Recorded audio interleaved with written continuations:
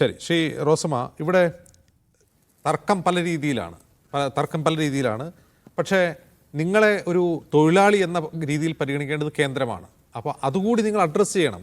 ഒരു വശം മാത്രം എന്താണ് ഒരു സമരമുഖത്ത് സെക്രട്ടേറിയറ്റിനെതിരെ മാത്രം, സംസ്ഥാന സർക്കാരിനെതിരെ മാത്രം ഒരു സമരം എന്ന് പറയുമ്പോൾ അത് ഒരു വളരെ വളരെ വളരെ എന്താ പറയുക വിശാലമായ പ്രശ്നമാണ് എന്നിരിക്കെ കേന്ദ്രത്തെ കൂടി അഡ്രസ്സ് ചെയ്യാൻ നിങ്ങൾ തയ്യാറാവാത്തതാണ് ഇവരെ ചൊടിപ്പിക്കുന്നതാണ് എനിക്ക് തോന്നുന്നത്.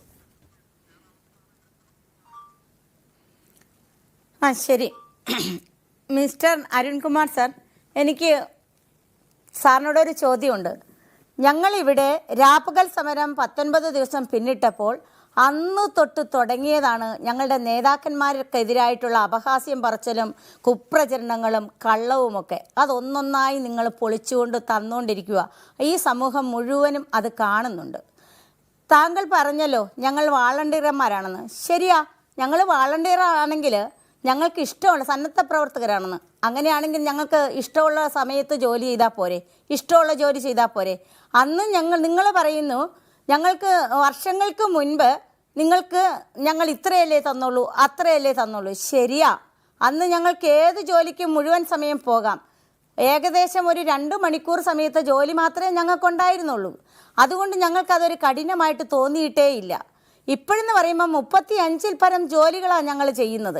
അപ്പോൾ ആ ജോലിക്കനുസരിച്ചുള്ള വേതനം ഞങ്ങൾക്ക് നിങ്ങൾ തരുന്നില്ല. ശരി, സമ്മതിച്ചു. ഈ തരുന്ന വേതനം നിങ്ങൾക്ക് സമയത്ത് തന്നൂടെ?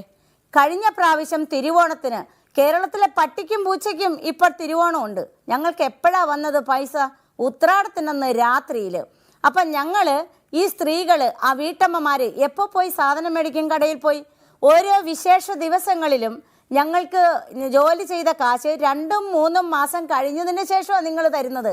എന്ത് നിങ്ങൾ മുടങ്ങിക്കിടക്കുന്ന ഇൻസെൻറ്റീവുകളും അതേപോലെ തന്നെ ഓണറേറിയവും ഒക്കെ നിങ്ങൾ ഈ സമരത്തിനിടയ്ക്ക് പെട്ടെന്ന് എവിടെ വരുന്നത്? നിങ്ങൾക്ക് ക്ഷേമ പദ്ധതിയിൽ പെടേണ്ട, പെൻഷൻ വേണ്ട, നിങ്ങൾക്ക് ഈ സംസ്ഥാന ഗവൺമെന്റിനെതിരെ മാത്രമുള്ള കണ്ടീഷൻസേ ഉള്ളൂ. ആ ആങ്കർ ചോദിച്ചല്ലോ, തൊഴിലാളിയാകണോ, ശമ്പളമാകണോ, അതുപോലെ തന്നെ നിങ്ങൾക്ക് പെൻഷൻ വേണോ? ഒന്നും വേണ്ടല്ലോ, സംസ്ഥാന ഗവൺമെന്റ് മാത്രം. ഇത് ഇന്ത്യയിൽ ഏറ്റവും കൂടുതൽ നിങ്ങൾക്ക് ഓണറേറിയം ഇൻസെന്റീവ് തരുന്നത് ഈ കൊച്ചു കേരളത്തിലാണ്. ആ പട്ടിക ഞാൻ അയച്ചിട്ടുണ്ട്. നിങ്ങൾക്ക് ഇനിയും അവരെ കൂടി സംഘടിപ്പിച്ച് കേന്ദ്രത്തിനെതിരെ സമരപാതയിലേക്ക് നയിക്കേണ്ട ബാധ്യത കൂടി സംസ്ഥാനം ഭരിക്കുന്നവർക്ക്